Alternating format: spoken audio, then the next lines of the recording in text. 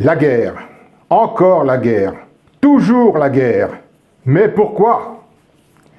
Qui est toujours derrière cette perversion, cette obsession à vouloir détruire, tuer pour encore plus posséder, derrière cette aliénation mentale? Ce n'est pas la première fois que je me réfère à la Seconde Guerre mondiale et au plan Marshall, ce plan qui, à première vue, était empreint d'une certaine humanité envers les pays dévastés par les bombes, tant nazies qu'américaines et anglaises, envers les populations européennes qui souffraient du manque de tout. D'après Harry Truman, le président américain des bombes atomiques d'Hiroshima et Nagasaki, l'Europe exsangue allait subir l'emprise communiste de l'URSS. Il lui fallait faire barrage. Le 5 octobre 1947, le plan Marshall proposait à tous les pays d'Europe une assistance économique et financière conditionnée par une coopération européenne plus étroite.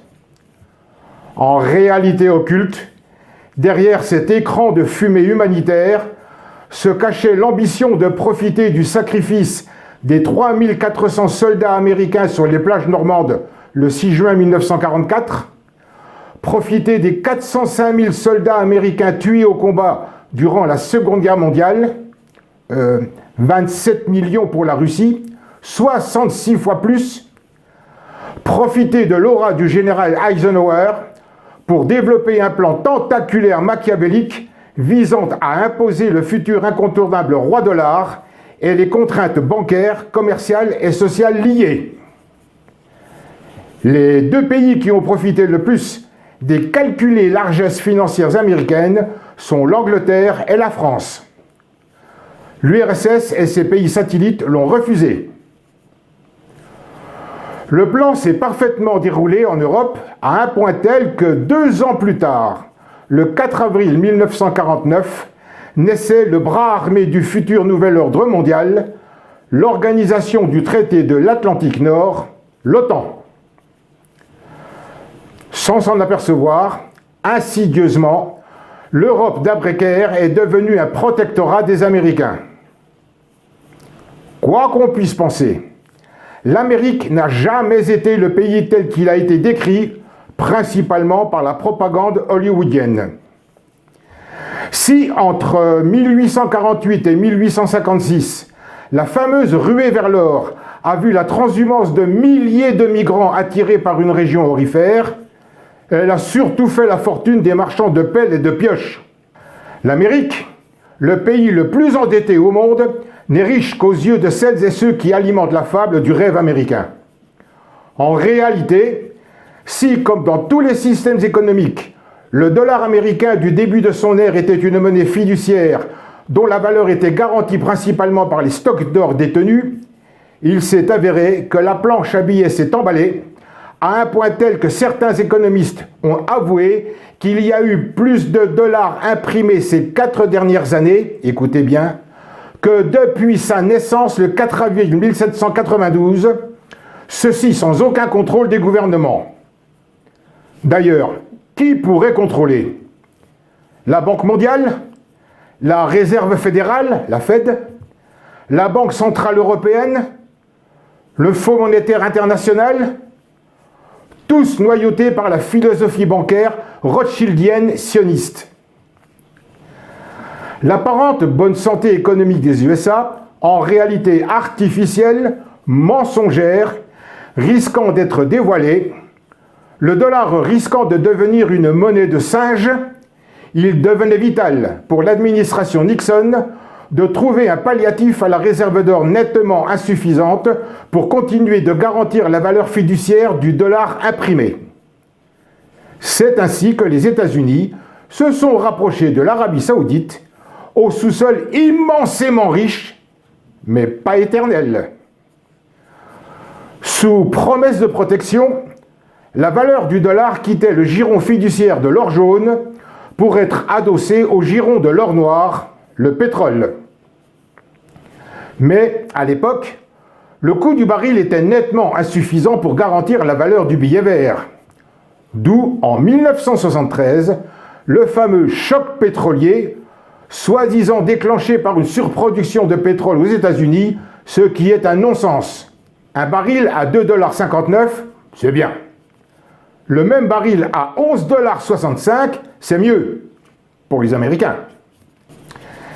Les pays de l'OPEP, l'Organisation des pays exportateurs de pétrole, ont multiplié par 4 le prix du baril, sans autre raison que celle de créer et protéger la nouvelle garantie fiduciaire du dollar, sans autre raison que celle de plaire aux Américains. Aujourd'hui, avec un baril à 86 $, 147 $ en juillet 2008, les imprimeurs se sentent pousser des ailes.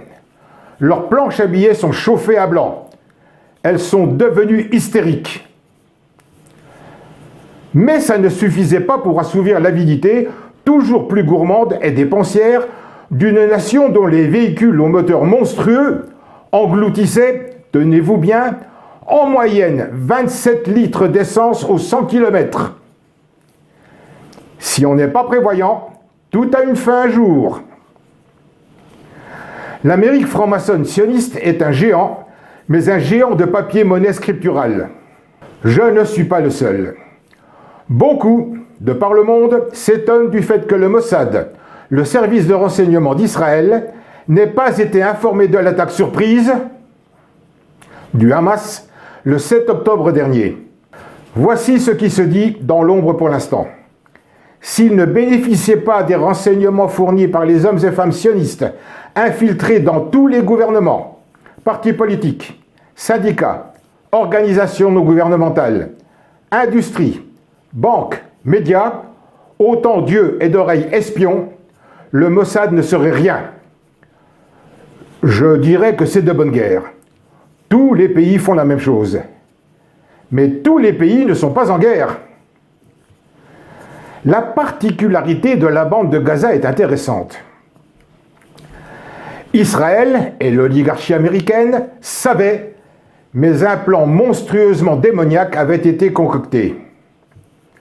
Quoi de mieux pour capter un sentiment d'horreur absolue de l'opinion internationale et la rallier à son malheur que déclencher une attaque terroriste de grande ampleur en n'oubliant pas d'y accoler le bouc émissaire religion musulmane, créer un amalgame et profiter ainsi d'un état d'esprit revanchard issu principalement des destructions des tours jumelles le 11 septembre 2001 pour ensuite réagir de façon vigoureuse afin, ayant la caution morale de la communauté internationale, de raser un pays, éradiquer sa population, pour mieux mettre la main sur une gigantesque réserve de gaz dont les installations sont prêtes à fonctionner.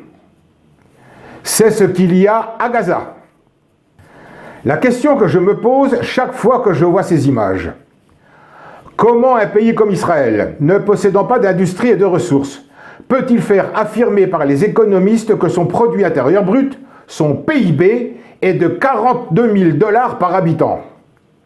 Quel est ou quels sont ces produits intérieurs bruts qui pourraient dégager le budget approprié pour posséder autant d'avions, de chars, bref, d'un armement digne d'un pays à l'économie développée?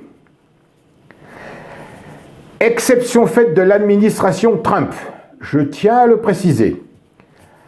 Avec ses velléités de conquête, après 1. L'eau changée en sang. 2. Les moustiques. 3. La vermine. 4. La peste du bétail. 5. Les furoncles. 6. La grêle. 7. Les sauterelles. 8. Les ténèbres. Et 9. La bilharziose. L'oligarchie américaine franc-maçonne sioniste est le 10e fléau mondial. Pas d'état d'âme pour elle. Seul le résultat recherché pour son seul intérêt compte. De Gaulle l'avait compris le jour où il a dit « La vérité, c'est que les Américains finiront par se faire détester par tout le monde, même par leurs alliés les plus inconditionnels. Tous les trucages qu'imaginent les Américains sont démentis par les événements. »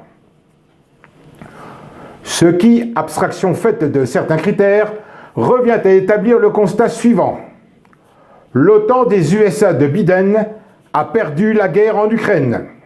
Globalement, quand le dollar, dépourvu de sa valeur originelle fiduciaire, va s'effondrer, parce qu'il va s'effondrer, que la confédération des BRICS aura atteint sa vitesse de croisière pour un monde meilleur et plus équitable, c'en sera définitivement fini de cette Amérique belliqueuse, perverse, menteuse, escroque, déshumanisée, certes avec des moyens techniques considérables, mais rendus possibles avec leur monnaie de singe imposée par l'abus de position dominante issue du plan Marshall dans la zone d'influence que jusqu'à présent personne n'a vraiment osé divulguer ou personne n'a encore osé s'opposer. Quand un pays en est rendu à assassiner sa propre population ou celle de ses alliés pour sauver sa monnaie, c'est fini pour lui. Combien de fois l'ai-je dit dans mes vidéos? L'argent est un bon serviteur, mais le plus mauvais des maîtres. Biden le sait. Sans garantie de valeur fiduciaire vérifiable, le dollar est virtuellement mort. Place nette est faite pour un nouveau paradigme où le quatrième pouvoir des peuples réellement souverains sera la garantie sans concession d'une gestion rigoureuse de pays animés de bonne volonté. Et pour celles et ceux qui croient encore en l'existence de la Constitution de la Ve République française et qui votent, exigez par écrit de votre candidat qu'il jure qu'il n'est pas franc-maçon spéculatif sioniste. S'il l'est, et que vous lui accordiez votre voix, vous vous faites complice du nouvel ordre mondial franc-maçon spéculatif corrompu, criminel.